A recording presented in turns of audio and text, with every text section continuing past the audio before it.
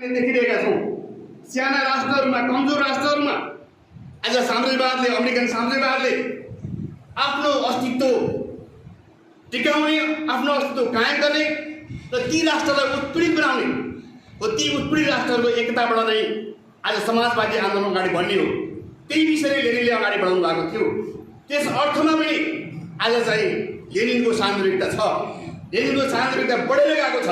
आज तपाईले हामीले देखेका छौँ विश्वव्यापी रूपमा साम्राज्यवादीहरूको हैकम आज पर्यावरणको क्षेत्रमा सबभन्दा बढी तपाईँको चाहिँ दोहन गर्ने गरेको छ। पुँजीपतिहरूले गरेका छन्, साम्राज्यवादीहरूले गरेका छन्। आणविक भट्टी केन्द्रहरू स्थापना गरेर आज मानव अस्तित्वलाई समाप्त गर्ने काम आज साम्राज्यवादीहरूले गरिरहेका छन्।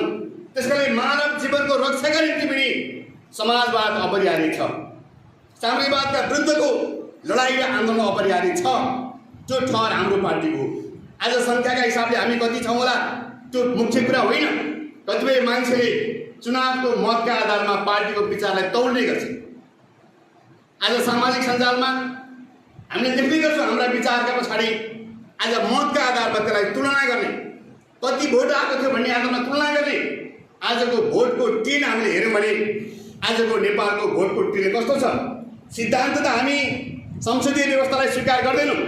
लेनिनले भनेको कुरा के थियो भने लेनिनले रुसमा दुमालाई प्रयोग गरे पनि लेनिनले बारम्बार के भन्नुभयो भने संसदीय व्यवस्था भनेको खसीको टाउको देखाएर कुकुरको मासु बेसी थलो अनि बारम्बार त्यही भन्नुभयो। आज कयौँ मान्छेलाई भरम भएको छ नेपालका सन्दर्भमा। नयाँ शक्ति आयो, नयाँ विचार आयो, के किन हुन्छ त्यो होइन। आज जुनसुकै शक्ति आए तापनि आजको संरचना त्यही खसीको टाउको देखाएर कुकुरको मासु बेसी संरचना छ। त्यो संरचना हुँदासम्म आज जुनसुकै शक्ति आए पनि जनताको जीवनशैली, जनताको समस्या सुधार हुनेवाला छैन। देशको सार्वभौमसत्ताको रक्षा हुनेवाला छैन। आज हामीले देखिरहेका छौँ नेपालमा साम्राज्यवादीहरू किन हाबी भइरहेका छन्। विश्वव्यापी रूपमा साम्राज्यवादीहरू किन हाबी भइरहेका छन्। हामीले रुस र युक्रेनको युद्ध पनि हेऱ्यौँ। हामीले अहिले अमेरिका र इरानको कुरा पनि हेरिरहेका छौँ। आज इजरायललाई प्रयोग गरेर इरानका विरुद्ध लड्न अमेरिका उचालिरहेको छ। युक्रेनलाई उचालेर रुसका विरुद्ध लड्नका निम्ति अमेरिका उचालिरहेको छ। आज नेपालमा नेपालीलाई, नेपालको सरकारलाई, नेपाली जनतालाई चीनका विरुद्धमा प्रयोग गर्न खोजिरहेको छ। आज यसमा को प्रयोग भइरहेको छ हामीले बुझ्ने यहाँनिर हो। आज नेपालमा कस्ता शक्ति यहाँ प्रयोग भइरहेका छन्? कुनै राजनीतिक इतिहास भएका शक्ति होइन, राजनीतिक भूमिका भएका शक्ति होइन, राजनीतिलाई राजनीतिक शास्त्रको परिभाषामा बुझ्ने शक्ति त्यो पनि होइन, राजनीतिलाई मार्क्सवाद, द्वन्द्वात्मक भौतिकवादका आधारमा बुझ्ने शक्ति त्यो पनि होइन, जसको कुनै राजनीतिक इतिहास छैन, जसको कुनै राजनीतिक लगानी छैन, राजनीतिक अध्ययन छैन, भूमिका छैन। आफ्नो परिवार सधैँभरि एउटा विलासी जीवनमा सत्ता पक्ष, आज सत्ता पक्ष हामीले कसलाई भन्ने हो? आजको व्यवस्थामा सत्ता पक्ष भनेको कुर्सीमा बस्ने मान्छे मात्रै हुँदैन।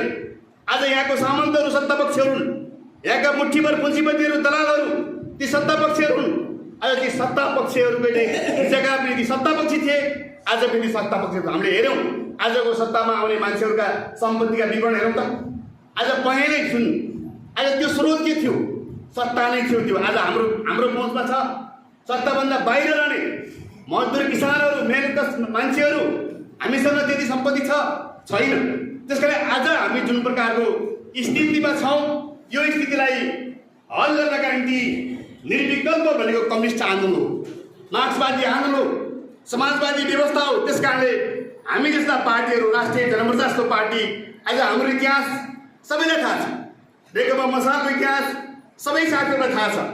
हामीले नेपालको राजनीतिक इतिहासमा कहिले पनि आफूलाई हेरेर, आफ्नो स्वार्थलाई हेरेर, नेतृत्वको सुविधालाई हेरेर, मसालको महामन्त्रीलाई, राष्ट्रिय जनमोर्चाको अध्यक्षलाई हेरेर हामीले नीति बनाउँदैनौँ। हामी त्यो पक्षमा छौँ जो यो देशको यथार्थता हो, जो यो देशको समस्या हो। हामीले भन्यौँ संहिता नेपालमा ठिक छैन, यो देशको समस्या हो। नेपाली जनताले, अरू पार्टीले त्यो कुरा बुझ्न 10 वर्ष पर्खिन पर्यो। हामीले हिजो भन्यौँ माओवादी जनयुद्ध थिएन।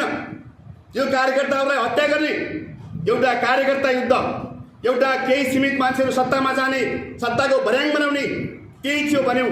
अरू मान्छेलाई त्यो बुझ्न 10 वर्ष लाग्यो। हामीले हिजो भन्यौँ 47 संविधान बनेपछि यो संविधान कालो छ, यो संविधान जनपक्षीय छैन, कसैले त्यो कुरा स्वीकार गरेन, त्यो बन्दलाई 10 वर्ष पर्खिन पर्यो। त्यसकारण आज राष्ट्रिय जनमोर्चा र नेकपा मसाल आज जनताको बिचमा विकल्पको शक्ति हो। हामीसँग कुनै सस्तो लोकप्रियता छैन।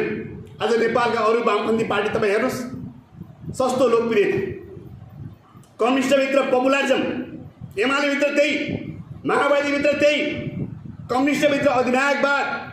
हामीले देख्यौँ त केपी ओलीलाई, हामीले पनि हिजो भोट हालेको। हामीले 74 को चुनावमा वामपन्थी गठबन्धन गरेर हामीले पनि एमालेका मान्छेलाई भोट हालेको।